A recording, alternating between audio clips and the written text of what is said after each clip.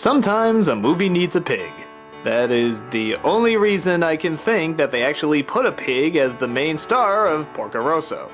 A charming little film about a rogue World War I veteran pilot who gets into trouble, flies around, fights off debts as well as air pirates, comes across all sorts of cool characters, and is also a pig.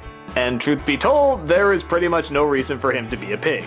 I mean, don't get me wrong, I know it's symbolic, it's a curse, it's something that he has to overcome, but really, if you wrote that out, it would make little to no difference. It's not like My Neighbor Totoro or Kiki where they can do all sorts of cool, big, supernatural things, it's just, he's a guy who happens to be a pig. I just don't get the point of it. The film is about a pilot under the same name, who's trying to make a living but is constantly chased down by people he owes money to. He's constantly relaxing at a hotel run by a friend named Gina, and is constantly being bugged by an egotist named Curtis. Along his travels, he gets shot down and needs his plane repaired by his old mechanic friend. But he's not doing much work anymore, so he hands it off to his daughter, named Theo. Skeptical of her ability, she proves herself to be not only good, but downright brilliant at what she does. Soon Porco starts to realize she has the same diabolical brain that he does, and start working well off each other and start planning ways to continue their mischievous adventures. But once Curtis challenges him to one final duel, they make a deal. If Porco wins, Curtis will agree to pay off all of his debts, but if he loses, Theo throws herself in as the prize and agrees to marry him. Will Porco's confidence get him through, or will the demons of the past distract him from the bigger goal? In many respects, it's much more like the calmer Miyazaki projects. I mean, true, there is a lot of flying around and gunfire and stuff, but it's not for, say, a war or something on a grand scale like Nausicaa. It's more along the lines of Tailspin, that kind of stuff. Yeah, there's violence, but it's all kind of playful. The characters, once again, are all really funny and really memorable. The dubbing is very well done, with Michael Keaton as the lead. Although not as sexy as that American flyboy. Anyway, I'm off to Milan to fix my plane. You're in Italy? Sorry, baby. Gotta fly. You jerk! But once again, I just don't get why this character's a pig.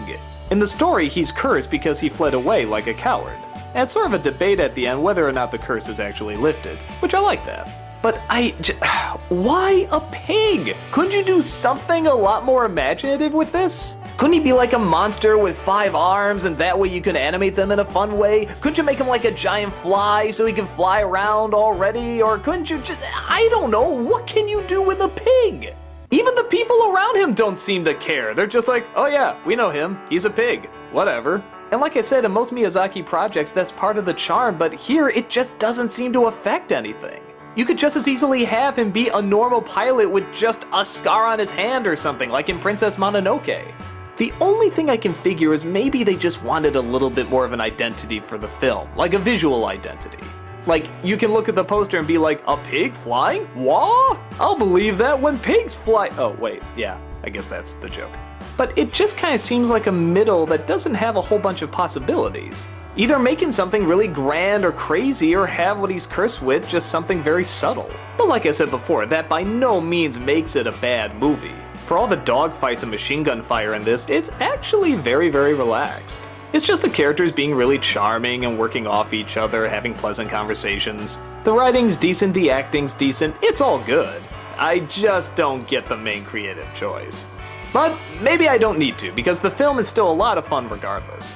I don't think I like it quite as much as Kiki because, like I said, they do take more advantage of the idea, but still enjoyable and worth seeing at least once. The animation is so good, maybe it's even worth seeing twice. If you want a film that has a little bit of excitement, a lot of humor, but still at its heart, it's just kinda laid back, this is definitely a good one to check out.